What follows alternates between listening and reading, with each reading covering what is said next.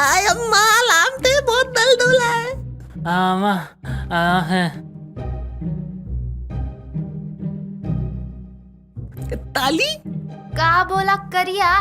करिया ने तुम दोनों को धोया है? नहीं नहीं भाग्या आंटी, मैं तो कपड़े तक नहीं धोती, तो इन दोनों की धुलाई कैसे कर सकती हूँ? नितिन, तुम मुझ पर क्यों झूठा इल्जाम लगा रहे हो? नहीं नहीं ताली, मैं तुम पर इल्जाम नहीं लगाला। हमारा ये आग तो बेआलू नताब वाली ने दिया है।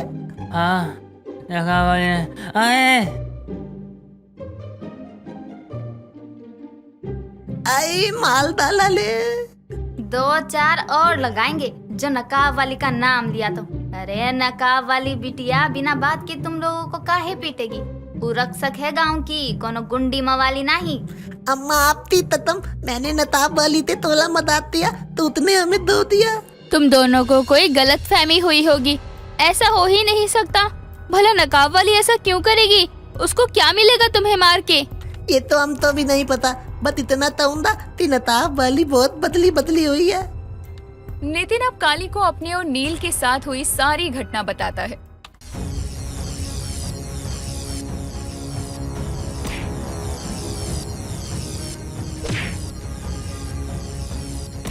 अरे मैया, नकाब वाली ऐसा कर सकत है?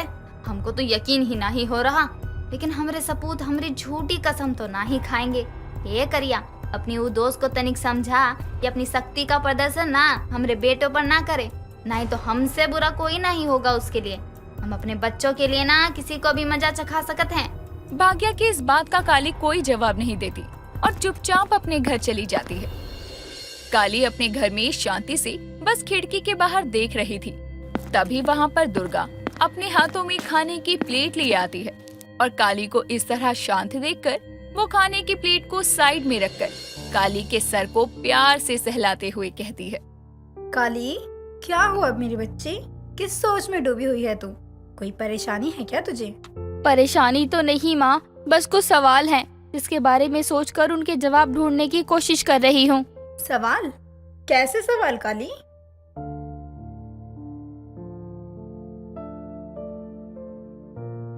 सच में माँ की गोद में सर रखकर बहुत सुकून मिलता है। माँ, काश मेरी सारी उम्र आपकी आंचल की छांव में ही कटती। मेरा बस चले तो मैं तुझे हमेशा अपने सीने से लगा कर रखूं, ताकि तेरी सारी चिंता दूर हो जाए।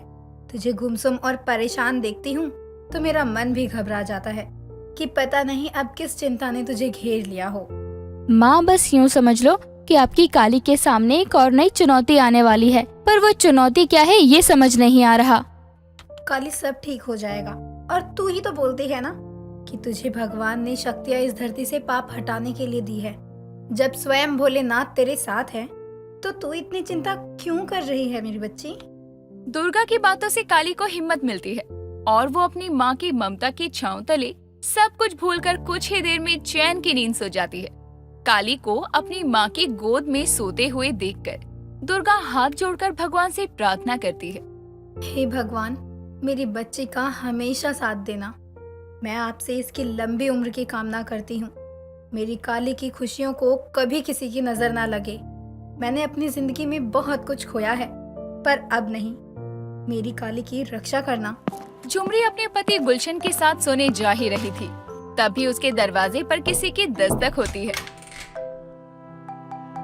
कुलवीर भाई साहब, आप इतनी रात में यहाँ क्या कर रहे हैं? अरे ऊ कहाँ है ना, हमको नींद नहीं आ रही थी तो हमने सोचा क्यों ना हम सरपंच जी के यहाँ चले जाएं, उनके साथ थोड़ा सा टहल लेंगे तो समय कट जाएगा और इसी बहाने सरपंच जी से कुछ बातें भी हो जाएंगी। झुमरी कुछ बोलती उससे पहले ही गुलशन दरवाजे पर आ जाता है और अपने दरवाजे पर कुलवीर को देखकर उसकी बातें सुनकर खुश हो जाता है।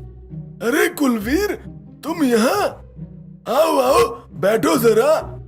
नहीं सरपंच जी, हम घर में बैठने खातिर नहीं आए हैं, बल्कि हमको नींद नहीं आ रही थी तो हम आपके साथ टहलने आ गए। चलो तनिक रात का सफर करके आते हैं। हाँ हाँ, क्यों नहीं। वैसे नींद तो हमको भी नहीं आ रहा था, पर क्या करें, चोरों के डर से हमारी हिम्मत ही नहीं हो रही थी कहीं जाने की। हाँ, बात तो ऐसी करे थे जैसे इनको हमरा बड़ा खौफ है। हाँ? गुलशन झुमरी की बातों को अनसुना कर कुलवीर के साथ बाहर टहलने के लिए निकल जाता है। कुलवीर और गुलशन रात के समय गांव में टहल रहे थे। तभी उनकी नजर सामने से आ रही नकाब वाली पर पड़ती है। कुलवीर, जो हम देख पा रहे हैं क्या वो तुम भी देख पा रहे हो? सामने से आ रही लड़की नकाब वाली जैसी दिखत रही हमें। हाँ, है तो नकाब वाली ही, पर इतनी रात को बिटिया गांव में कैसे कोई मुसीबत तो नहीं आ गई ना? हाँ कुलवीर, तुम बोल तो सही रहे हो। चलो अब जब नकाब वाली बिटिया सामने ही है तो उससे यहाँ आने का कारण ही पूछ लेते हैं।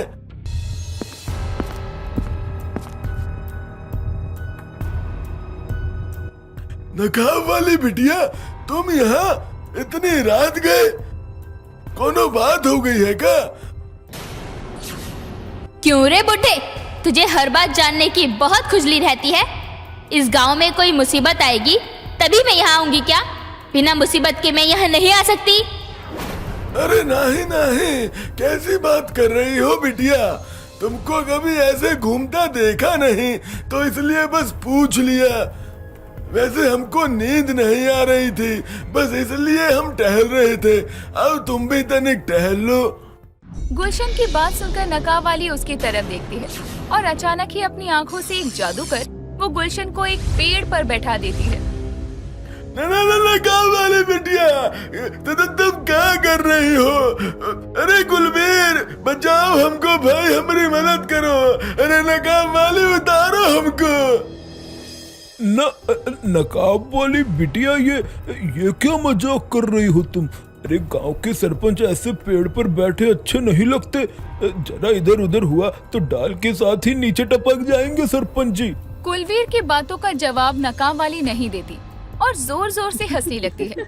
उसको कोई जवाब देने की बजाय इस तरह से हंसते देखकर कुलवीर को बहुत गुस्सा आता है और वो उससे आगे कुछ बोलता है कि तभी अरे कुलवीर, उससे क्या बहस करत है? हमको नीचे उतारो, हमको ऊंचाई से बहुत डर लगता है भाई। तभी तेरी हाइट छोटी रह गई सरपंच के बच्चे। गांव का सरपंच तुझ जैसे टिंगे बुढ़े को नहीं बल्कि मुझे होना चाहिए। नकाब वाली बिटिया, इतनी बेइज्जती तो कभी झुमरी भाभी ने भी सरपंच जी की नहीं की होगी। क्या हो गया है तुम्हें? चुप कर बुढ़े, कितना चिल्ला रहा है? लगता है तुझे भी इस सरपंच के साथ पेड़ पर पहुंचाना पड़ेगा।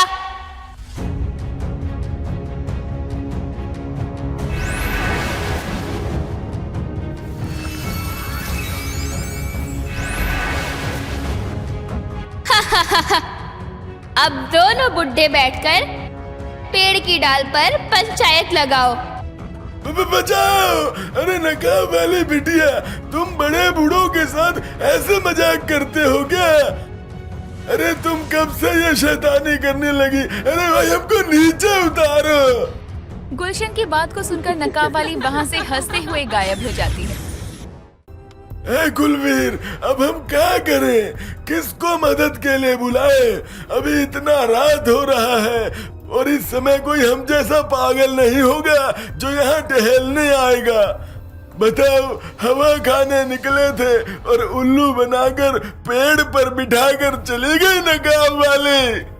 सही कह रहे हो तुम। अब तो हम कसम ही खा रहे हैं, अब चाहे नींद आए या ना आए, हम गांव का चक्कर लगाने के लिए रात के समय कभी बाहर ही नहीं निकलेंगे। तुमको ही चुलता ना बाहर घूमने का। लो देख लो अब क्या हो गया। अरे बीती बातों पर मिट्टी डालो सरपंच जी। अरे अरे कहाँ से डाले? हम जमीन पर रहे पेड़ की डाल पर अटके हैं। मिट्टी की जगह पेड़ के पत्ते डाल दे तो चलेगा क्या? अब जुबान नहीं, दिमाग चलाओ और सोचो कि हम यहाँ से उतरे कैसे। आज काली अपनी माँ की गोद में पहली बार गहरी नींद सोकर उठी थी। दुर्गा भी बैठे बैठे ही सो रही थी। तभी अचानक से उनका दरवाजा कोई जोर जोर से पीटने लगता है। दोनों घबरा कर उठ जाते हैं। क्या हुआ? कौन है? माँ, कोई दरवाजे पर है, मैं देखती हूँ। नहीं, मैं देखती हूँ। इतनी रात गए कौन हो सकता है भला? इतनी मुश्किल से तो मेरी बच्ची को नींद आई थी, पर पता नहीं कौन कमबख्त इस समय टपक गया।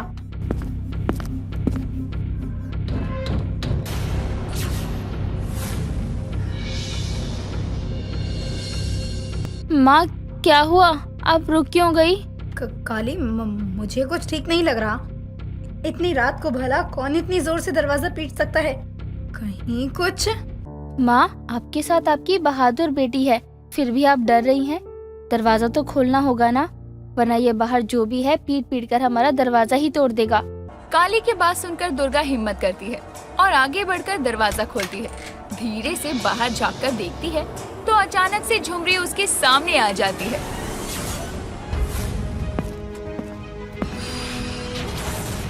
झुमरी बहन, तुम्हारी मति मारी गई है क्या? ऐसे अचानक सामने आ गई, मेरा तो दिल बैठ गया था।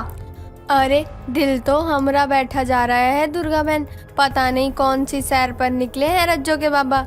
आधी रात हो गई है पर लौट कर नहीं आए अभी तक। झुमरी काली को सारी बात बताती है।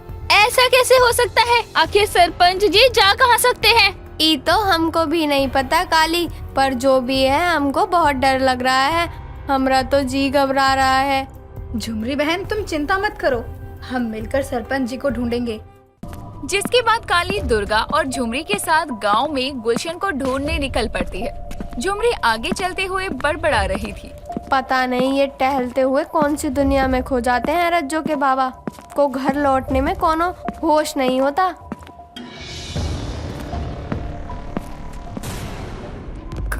काली, सफेद साड़ी वाली औरत कौन घूमता है इस समय? झुमरी बहन, कहीं सरपंच जी टहलते टहलते इस सफेद साड़ी वाली के पीछे तो नहीं भटक गए ना? अरे शुभ शुभ बोलो दुर्गा बहन, हमको तो वैसे ही चिंता सता रही है और तुम हो कि ये सब बोल के हमारी और परेशानी बढ़ा रही हो। लेकिन ये सफेद साड़ी वाली औरत कौन है? माँ के सामने तो मैं नकाब वाली बनकर आसानी से पता कर लेती, लेकिन झुमरी काकी के रहते मैं ऐसा नहीं कर सकती। देखिए, यहाँ खड़े खड़े बातें बनाने से कुछ नहीं होगा, हम उस औरत के पीछे चलते हैं। अरे क्या बात कर रही है काली? खतरा इधर उधर मंडरा रहा है और तू है कि उस खतरे को अपने पास बुलाना चाहती है? पगला गई है का? और दुर्गा अचानक ही पीछे पलटकर देखती है तो फिर एक बार अपने दिल पर हाथ रख लेती है और काली का हाथ पकड़ती है। तभी काली और झुमरी पलटती हैं तो देखती है कि वो सफेद साड़ी वाली औरत और कोई नहीं, कुलवीर की बहू बेला थी। हे भगवान, आज हर कोई मुझे डराने में ही क्यों लगा है? अरे बेला, इतनी रात गए तू यहाँ क्या कर रही है? हाँ, काहे भटक रही है तू? तुझे भी कुलवीर भाई साहब की तरह नींद नहीं आ रही है का? आपने उन्हें देखा है क्या? मैं उन्हें ही ढूंढने निकली हूँ। यानी काका भी घर नहीं लौटे? आखिर इतनी रात काका और सरपंच जी जा कहाँ सकते हैं? कहीं वो दोनों किसी मुसीबत में तो नहीं?